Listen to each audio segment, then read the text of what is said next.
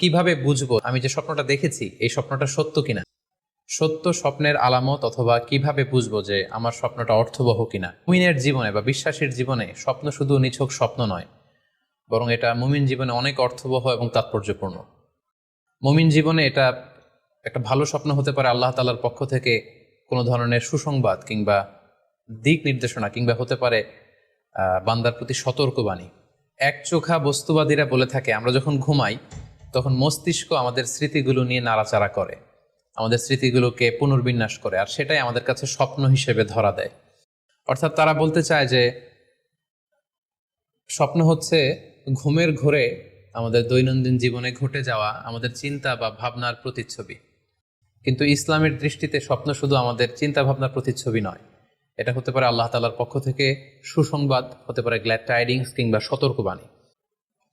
পাশাপাশি আমরা জানি যে ইব্রাহিম আলাইহিস সালাম উনি স্বপ্নে দেখেছিলেন যে উনি ওনার কলিজার টুকরো সন্তান ইসমাঈল আলাইহিস সালামকে জবাই করছেন, যেটা সূরাতুস সাফফাতের 102 নম্বর আয়াতে আল্লাহ তাআলা আমাদেরকে বলছেন। ইব্রাহিম আলাইহিস সালাম বলেছিলেন, ইয়া বুনাইয়া ইন্নী আরা ফিল মানামি আন্নী আযবাহুক ফানজুর মাযা তারা। অর্থাৎ, হে আমার সন্তান ইসমাঈল, আমি স্বপ্নে দেখেছি যে আমি তোমাকে জবাই করছি, এখন তোমার অভিমত কি, তোমার অপিনিয়ন কি?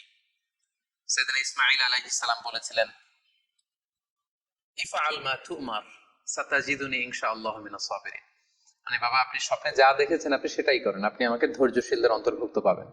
ছেলের এই মন্তব্য শুনে সাইয়েদনা ইব্রাহিম আলাইহিস সালাম একটি ধারালো ছুরি নিয়ে সাইয়েদনা ইসমাঈল আলাইহিস সালামকে শুইয়ে দিয়ে জবাই করতে শুরু করলেন। তো এই ঘটনা থেকে বোঝা যায় নবীদের স্বপ্ন এটা সাধারণ কোনো স্বপ্ন নয়, এটা ওহীর অন্তর্ভুক্ত। নবীদের স্বপ্ন যদি নিছক স্বপ্নই হতো তাহলে একটা স্বপ্নের উপর ভিত্তি করে সাইয়েদনা ইব্রাহিম আলাইহিস সালাম ওনার সন্তানকে জবাই করার জন্য উদ্যত হতেন না। তার মানে বোঝা গেল নবীদের স্বপ্ন হচ্ছে এটা মিন ওয়াহিল্লাহ, এটা আল্লাহ তাআলার পক্ষ থেকে নবীদের প্রতি ওয়াহি। পাশাপাশি আল্লাহ রাসূল সাল্লাল্লাহু আলাইহি ওয়াসাল্লাম যখন মক্কার কাফিরদের দ্বারা অত্যাচারিত হয়ে মদিনায় হিজরত করেছিলেন, মদিনায় যাওয়ার প্রায় 6 বছর পরে 6ষ্ঠ হিজরিতে তিনি স্বপ্ন দেখলেন যে তিনি আবার মক্কায় ফিরে গিয়েছেন। সেখানে তিনি মসজিদুল হারামে প্রবেশ করেছেন এবং বাইতুল্লাহ শরীফ তিনি তাওয়াফ করছেন। তো এই স্বপ্ন দেখার পরে আল্লাহ রাসূল সাল্লাল্লাহু আলাইহি ওয়াসাল্লাম সাহাবাদেরকে নিয়ে উমরা করার জন্য মক্কায় রওনা হলেন। এটাই প্রমাণ করে যে স্বপ্ন যদি নবীদের জন্য নিছক স্বপ্ন হতো তাহলে এই ঝুঁকি, এই রিস্ক আল্লাহ রাসূল সাল্লাল্লাহু আলাইহি ওয়াসাল্লাম নিতেন না। কিন্তু এই ঝুঁকি নিয়েও তিনি উমরা করতে গিয়েছিলেন, যদিও সে বছর তিনি উমরা করতে পারেননি, ওনাকে ফিরে আসতে হয়েছিল। তৎপরবর্তী বছর অর্থাৎ 7ম হিজরিতে তিনি এই উমরাটি সম্পাদন করেছিলেন। তো এই আয়াত এবং রাসূল সাল্লাল্লাহু আলাইহি ওয়াসাল্লামের এই ঘটনাকে কেন্দ্র করে বোঝা যায় স্বপ্ন শুধু নবীদের জন্য স্বপ্ন নয়, এটা ওহীর অন্তর্ভুক্ত।